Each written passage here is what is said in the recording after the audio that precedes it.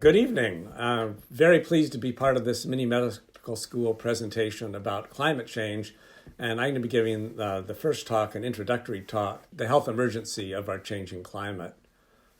As you can see at the bottom, I thank Physicians for Social Responsibility and the Climate and Health Literacy Consortium. That's a group that has actually studied climate change and what messages work best and what people retain, and I'm taking advantage of that research to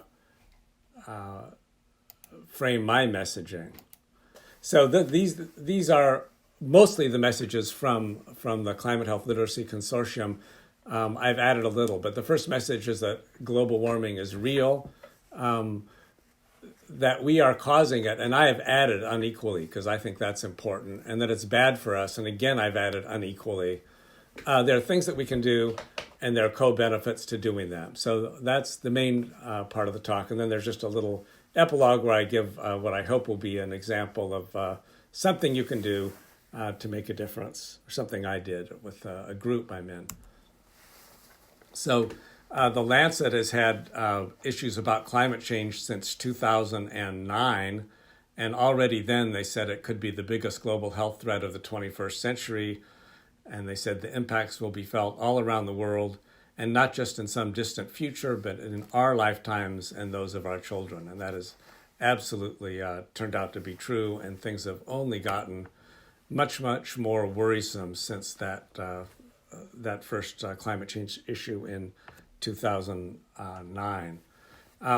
So the first message is that global warming is real, and I've cut this down to one slide because I'm assuming that everybody now knows that the planet is getting warmer.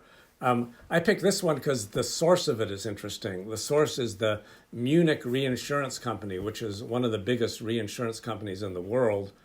And reinsurance companies sell insurance to insurers. So their job is to cover the catastrophes that are so bad that otherwise insurers would go broke, and they need to insure themselves against them. And of course, as a reinsurance company, they are very interested in the effects of climate change and in publicizing those. And they have a whole lot of slides on their website, and they come right out and say, please download these slides, use them. You don't need any more permission. Everybody give talks about climate change. So the next part is we are causing it unequally. And the first cause, of course, is global population. This slide shows how population has increased in the last 12,000 years. And of course, it starts getting very, very steep around the 20th century. People typically say, oh, this is so bad, it's an exponential rise. And actually, it hasn't been exponential for the last 50 years or so. So since 1970, I just used PowerPoint to draw a straight line, and it has been linear. But linear is bad enough because the linear increase in population has been about 82 million people per year, or put another way, 1 billion people every 12.2 years. And this slide also shows that most of the increase has been in Asia and to a lesser extent in Africa. The population of Europe has been pretty stable, and North America has only increased a little. So that was cause number one, increase in population. Cause number two is use of fossil fuels per person. Fossil fuels that we have had, the population has increased by a factor of 5 since 1850, but the energy use per person has increased by a factor of 4.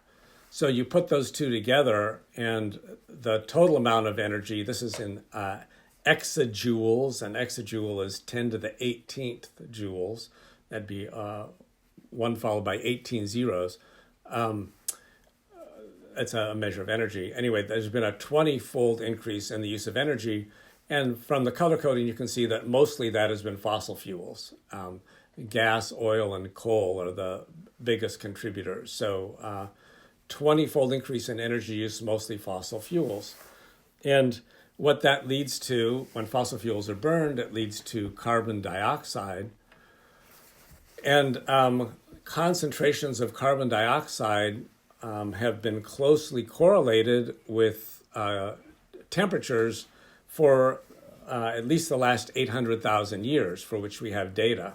And the source of these data is people drill into Antarctic ice way down, and the farther down they go, the older the ice is, and you can go down to ice that's 800,000 years old and look in the bubbles and measure how much CO2 was around there. And by looking at the ratio of different isotopes, you can estimate what the average temperature was. And this shows there's a close correlation between carbon dioxide concentrations and global temperatures. And the scary thing is, this is the last 800,000 years, but this is where we are right now, with a carbon dioxide concentration in the air of over 400 parts per million. And that hasn't been seen in the last 800,000 years. And so we're very concerned that it will lead to, it already has led to higher temperatures, and that will continue to increase. It's important that it's not just carbon dioxide. There are other greenhouse gases, other gases that trap heat and contribute to global warming. One of the important ones is methane. And this slide shows that carbon dioxide, methane, and nitrous oxide, the third most important one, have all been increasing dramatically in the last couple hundred years. But they have different what's called global warming potential. So the global warming potential compares how much one molecule of methane or nitrous oxide traps heat compared to carbon dioxide. And the thing is, the global warming potential varies depending on what's called the time horizon, because methane is very potent, but it doesn't last as long as carbon dioxide. So for a 20-year time horizon, each molecule of methane contributes 86 times as much as a molecule of carbon dioxide. But for a 100-year time horizon, that's lower. It's more like 34. And I think a lot of scientists are now saying we should be using these 20-year time horizons because we don't have 100 years to make the kind of changes that we need to make. Nitrous oxide lasts a similar amount of time to carbon dioxide. So those 20 and 100-year time horizon numbers are more similar, and they're close to 300. So what do these greenhouse gases do? Well, obviously they trap heat. And this is very, very basic, non-controversial physics, that energy comes in from the sun, and some of it is radiated back out by the Earth. Some of it bounces off clouds and stuff and goes out in the atmosphere.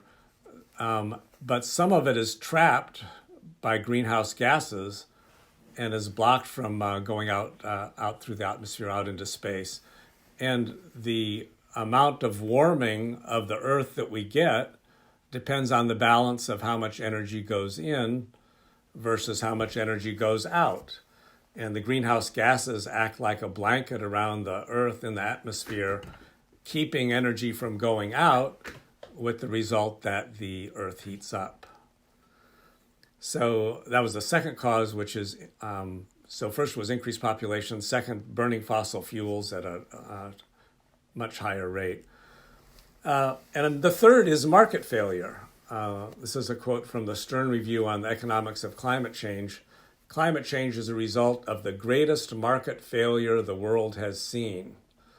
The problem of climate change involves a fundamental failure of markets. Those who damage others by emitting greenhouse gases generally do not pay.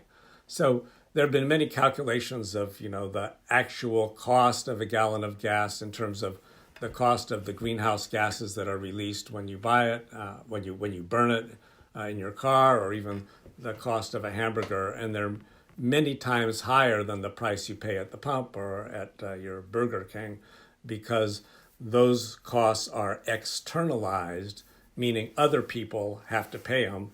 Especially it's going to be people in low-lying countries where sea level is going to inundate their countries, not the people who are actually driving their cars or eating the hamburgers. So it's real. We talked about the cause, but how do we know? How do we know that? We know that greenhouse gases will trap heat, but how do we know that the warming we're seeing is due to that and not some sort of natural variation, as at least some some global warming deniers have claimed? Well, we use models. And the people who study climate have these complicated models that include all the things that might affect average temperatures, not only the gases in the atmosphere, but the sunspots and things like that. And they compare what is observed for temperatures to what the models would predict. And they fit the models based on data in the past. And this actually, I have to say, I'm delighted to see is a slide that has not been removed from the website of the National Oceanic and Atmospheric Administration, NOAA. And this slide shows that that the observed increase in temperature fits models that have human effects and doesn't fit models, the blue ones, that don't include human effects. So that doesn't absolutely prove that we are causing climate change, but it does say if we are not causing climate change, there's some other thing that's not included in the models that makes the models not fit. But they do fit when we include the human effects. So what I just showed you was models that sort of try to understand what has happened in the past. But the other thing we use models for is to try to predict what's going to happen in the future. And the best science summary comes from the Intergovernmental Panel on Climate Change, the IPCC. You can Google that. All of their reports are free to the public. The latest is the fifth assessment report, latest complete report, which was released in 2013. It had 130 countries represented, 450 lead authors, 2,500 expert reviewers, and it's important, these are all volunteers. They're not people who are being paid by the IPCC. And there's a very transparent peer review process. So these things go through multiple drafts, and the scientists make comments on each other's work in order to have it be transparent and have the highest quality science they can. And this is an example of the sort of science that they do. So you can think of the IPCC Fifth Assessment Report and the other reports as what we call in medicine a meta-analysis, meaning you take all the studies that have been published on some topic. It could be, studies of the effect of statins on heart disease or blood pressure on stroke. And you put together these studies to try to say, how similar are their results and what can we be confident of?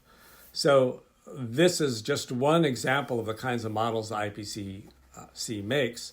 And this is a study of different models where, depending on where the carbon dioxide concentration stabilizes, remember we're at 400 now, what is the probability of exceeding a 2 degree centigrade change in temperature? Okay, there's general agreement that a 2 degree centigrade rise in average global temperatures would be catastrophic. So we're trying to prevent that. The higher the carbon dioxide level goes, the higher the probability that that will happen. And we're already at the uncomfortable, somewhere around 30, maybe 10 to 50% probability. So each of these lines represents a different peer-reviewed scientific study. And, and you'll see some of them, there's more than one by the same authors. And sometimes, they'll publish one and then they'll refine their model and they'll publish another one. And then somebody else will say, no, I don't think you did that right. My model's better. And they'll publish that. This is what the IPCC does, is it sort of says, okay, this is the range where these different models are. And all of them, of course, show that the higher the carbon dioxide, the higher the chances of exceeding this 2 degrees centigrade, which is a 3.6 degree Fahrenheit increase in average temperatures. it's a little bit of a problem because the climate change deniers say, oh, but I mean, you're giving me this wide range. You can't say exactly what's going to happen. And this is a problem we scientists have, which is that we tend to be honest and upfront about our uncertainty. But there's no uncertainty that higher carbon dioxide concentrations will cause global warming and that we're causing it. And then I pointed out we're causing it unequally. So this is a map that shows carbon emissions. It's old, but it hasn't changed much. It's the United States, with 4% of the world's population, has been responsible for about 25% of greenhouse gas emissions. So that's why this United States looks so bloated on this map. And if it were compared to population, it would be even more bloated. So the next message is it's bad for us. And once again, it's bad for us unequally. And a lot of the rest of this course is going to be about how it's bad for us. For the second part of this presentation, Christy's going to talk about heat waves.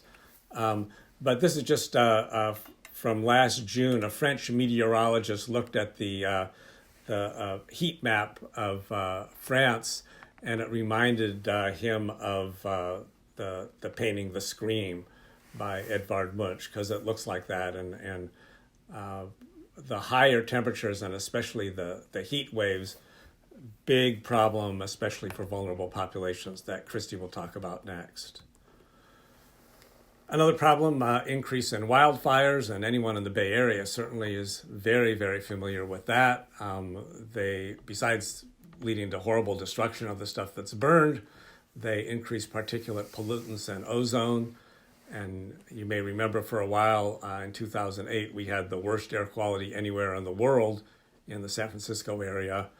Elderly, children, and people with respiratory illnesses are the most vulnerable. And the 2018 wildfires in California were the worst ever recorded in California. And Drs. John Balmes and Catherine Gunling will be talking about fires and other air quality issues related to climate change on May 26th. Another big problem is infectious diseases. So with the warming, many vector-borne diseases, that's diseases that are transmitted by mosquitoes or other arthropods or insects or animals that can transmit a disease to a person. The kind of mosquito called Aedes, Aedes aegypti, is not a native mosquito for California. It's an invasive species, and we're now seeing Aedes mosquitoes.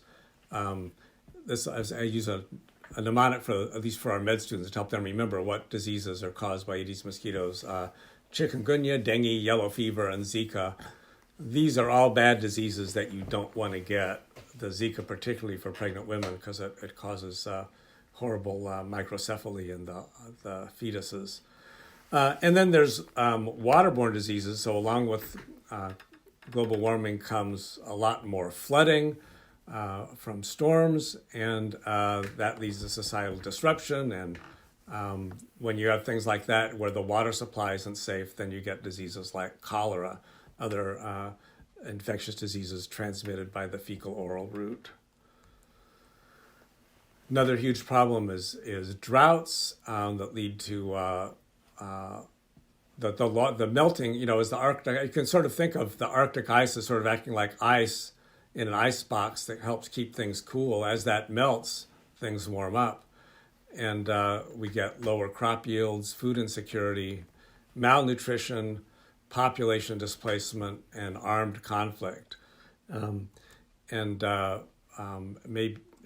I don't know if you know that the civil war in Syria really was partly caused by a horrible drought there. It's an article from Thomas Friedman in the New York Times. Between 2006 and 2011, some 60% of Syria's landmass was ravaged by drought. With the water table already too low and river irrigation shrunken, it wiped out the livelihoods of 800,000 Syrian farmers and herders, and they ended up going to the cities. And it was the inability of the Assad government to take care of them that was partly responsible for the civil war in Syria, which is then, of course, affecting people all around the world. increased storms and flooding. We're all seeing plenty of that, which caused direct injuries and deaths, but then, as I mentioned, contaminated water supplies and increased risk of infectious diseases, long-term psychological effects, post-traumatic stress and grieving and so on, and huge financial losses. The 2017 hurricane season, you probably remember 3 horrible hurricanes with those amounts of damages. And then respiratory disease, asthma, and allergy. So even when there aren't wildfires, pollen seasons have gotten longer. People with allergic illnesses are suffering more from that. There's all kinds of mold and mildew that happens in houses after flooding, the smoke from the fires, and higher temperatures are closely correlated with higher ozone levels, which have been shown to increase respiratory and actually also cardiovascular mortality. And psychological effects, as I mentioned before, PTSD, depression, and eco-anxiety. Many of us are suffering from this fear that the future is going to be horrible, and the future for our children and grandchildren. And I'll say a little bit more about that, but Dr. Robin Cooper from our Department of Psychiatry will be talking more about that on June 2nd. And maybe the scariest thing of all is sea level rise. With climate change, 2 things happen that raise sea level. One is ice melts, but the other thing is just thermal expansion. As things get warmer, they expand, and those 2 things have led to sea level rise, which will lead to more coastal flooding during storms, saltwater intrusion into freshwater supplies, and eventually population displacement, refugees, and armed conflict. So I had shown you before from ice cores the last 800,000 years, but CO2 levels have been higher if you go back millions of years. And when they were, the temperatures were 2 to 3 degrees centigrade higher, and sea levels were 6 meters higher. So if our temperature rises by 2 or 3 degrees, the 6 meter sea level rise that we'll see, this shows what would happen in Bangladesh and Florida, what percentages would be underwater. And one of the problems in Florida is that the soil is porous, so it's not like you can build seawalls around it to keep the water out, because it will just bubble up from the ground. So this was a demonstration, a Stand Up for Science demonstration at the meeting of the American Geophysical Union. I love this sign. Ice has no agenda, it just melts. By the way, that's me over there with other members of Physicians for Social Responsibility. And that, I think, also was a example of one of the messages that we're getting from the COVID epidemic, which is that science is real. We'll come back to that. So who was affected? So this was the graph I showed you before of who's causing it.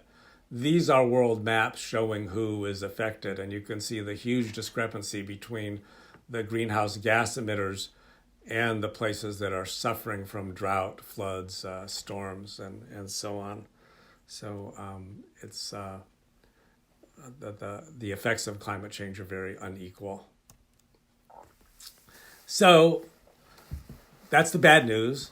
The good news is there are things that we can do. And one thing you can do is estimate your own carbon footprint. There's many online calculators. The best ones include your food. We'll come back to that.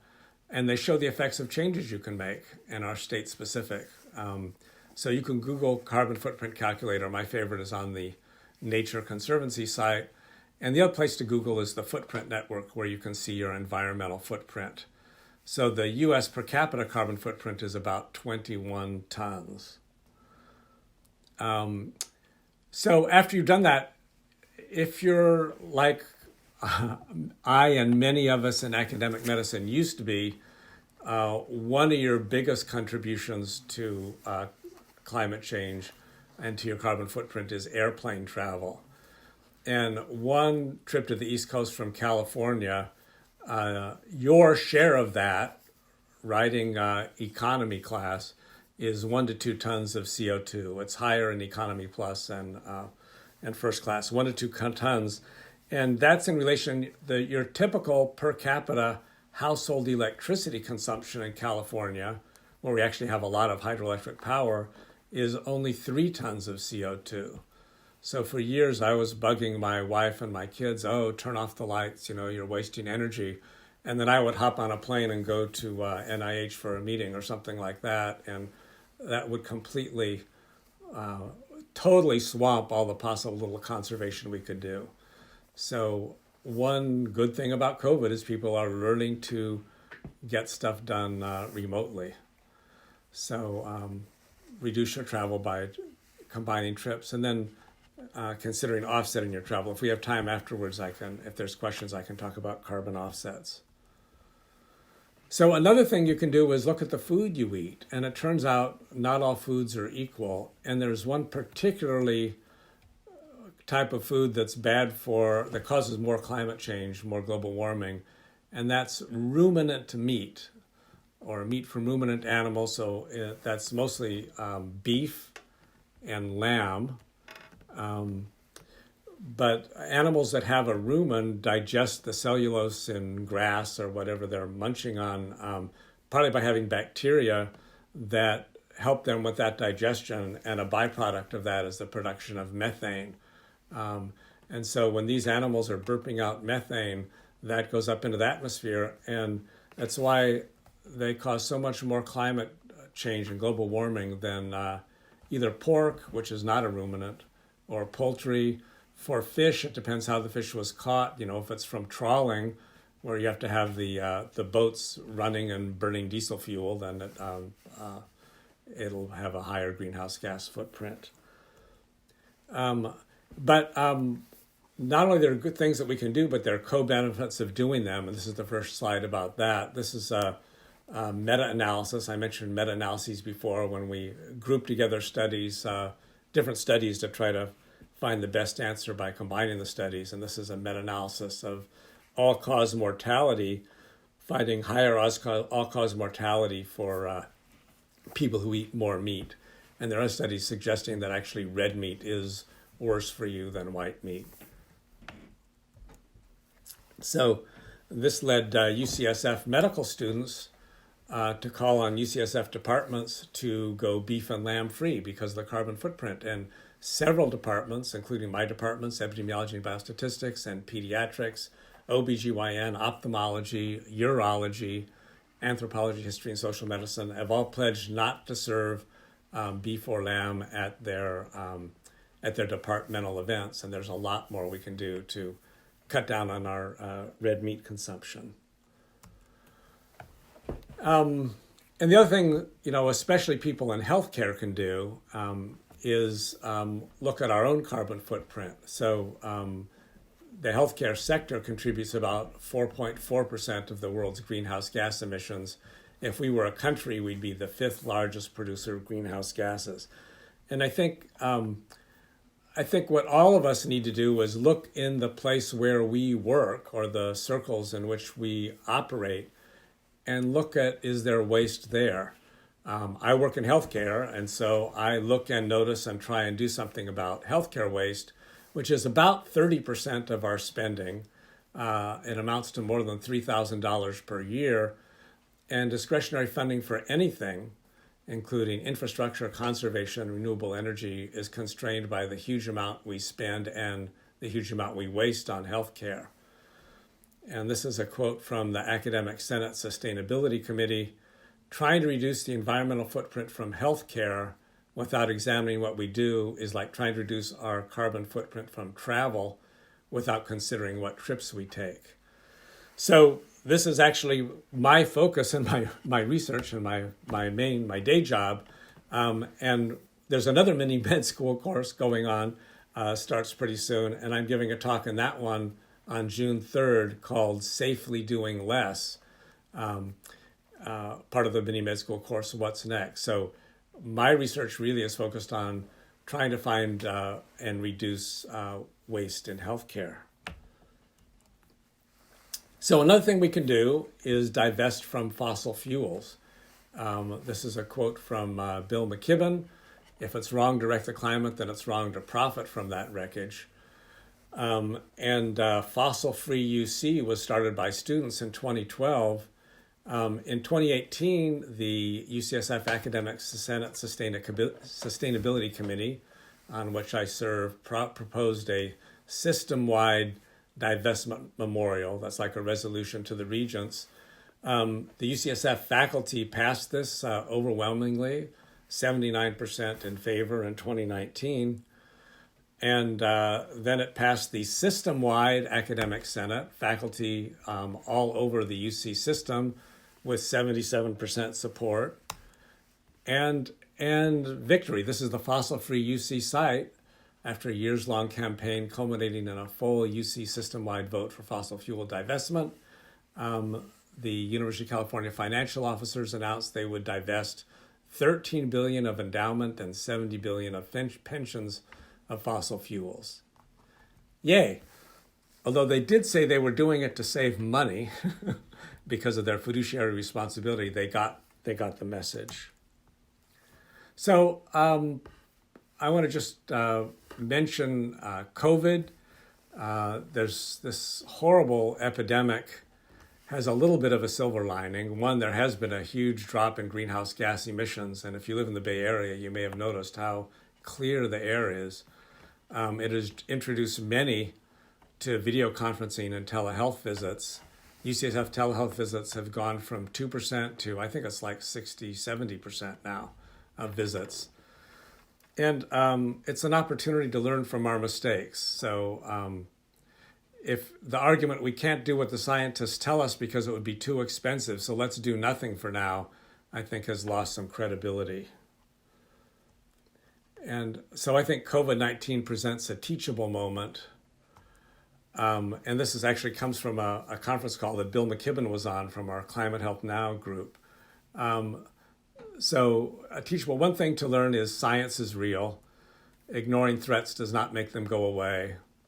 Timing is key when responding to threats. It is just so important, even the couple of weeks that the Bay Area got as a head start on COVID compared to other places like New York City has made a huge difference. And if we'd responded to threats of global warming threats 50 years ago when the issue was first raised, it would have been easier. But it's still going to be easier now than later.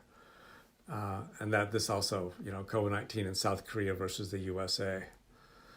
And I think he said another message that health professionals are a trusted voice. So doctors need to speak out about climate change like they are about COVID, because we're the ones who take care of the victims of bad policy decisions, and it doesn't feel good. So he said, time to get angry and speak out. So we know enough to act. Given the high risks and the disproportionate effects, even a low probability would warrant action. And the good news is the interventions have co-benefits: reduced air pollution and environmental degradation, and decreased international conflict from the extraction and burning of fossil fuels, better health from eating less meat, from walking and cycling rather than driving, and so on. So what you can do is set an example. Your coworkers will notice how you get to work if you go into work. Your friends and family will notice what you eat and where you go on vacation. Your colleagues will notice your business travel. And just to give a little preview of treatment for eco-anxiety, and I have a picture of Robin there. I think that's from when she was speaking at Stanford. Come together in community, find allies who understand what you are feeling.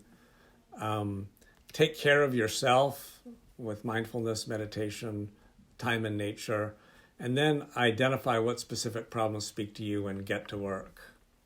So I have a closing story. It's a true story. Pictured here is the San Mateo Hayward Bridge. It's the longest bridge in the Bay Area and the 25th longest bridge in the world. And back in 2001, this was the view if you exited the Foster City Costco. And if you were in either of those two lanes, you were going to Hayward. But the only sign to tell you that is not really visible as you exit the Costco parking lot. So I made more than one accidental trip to Hayward as a result of this poor signage. So I used the Caltrans website to make a suggestion. I wrote on behalf of the Social Action Committee of the Unitarian Universalists of San Mateo, which thinks globally and acts locally. I'm writing to call attention to a problem that wastes time and energy. The problem is that it's too easy accidentally to get on Highway 92 eastbound at Foster City Boulevard and be forced to drive all the way to Hayward. So that's September 2001. More than a year later, we're up to the 7th email, and this is Robert House from the Department of Transportation responding again. He says, I have forwarded your remarks once again to the person in charge of signing for San Mateo County. As we said previously, signing is a matter of balance. Too few signs lead to confusion. Too many signs can lead to the same result. Blah, blah, blah. You can't have your bridge signs. Fast forward up to 2004, email number 28. By now I'm much more friendly with Mr. House. Greetings, Mr. House. I was over at the Foster City Costco this afternoon, so naturally my thoughts turn to you. How are you doing? I hope you have a happy holiday season, and don't forget that the wish of the Unitarian Universalists of San Mateo this year, as in 2001, 2, and 3, is that someday every trip to Hayward will be a wanted trip to Hayward. Will our wish someday come true? You could make it happen. Well, it finally did. This is the before picture with some members of the Social Action Committee and people from the Department of Transportation. And there's the after picture. We got 2 signs there. And in fact, we got these new signs. The yellow part is new. If you're actually on Highway 92, not just on the entrance to it, and that moving car hard to see, but also says last exit. So we were victorious. So in summary, climate change poses grave threats to the health of people and the planet. Healthcare contributes because of its own large carbon footprint and its costs, so we want people to improve healthcare value. You can reduce your own environmental footprint by conserving energy, reducing travel, eating less meat, and offsetting carbon, but this will not be enough. We all need to become change agents, so I highly recommend you join a group that's working on that, because there are co-benefits, as shown in this slide. What if it's a big hoax and we create a better world for nothing? Oh, this is me and my wife at some demonstrations, and thanks very much for your attention.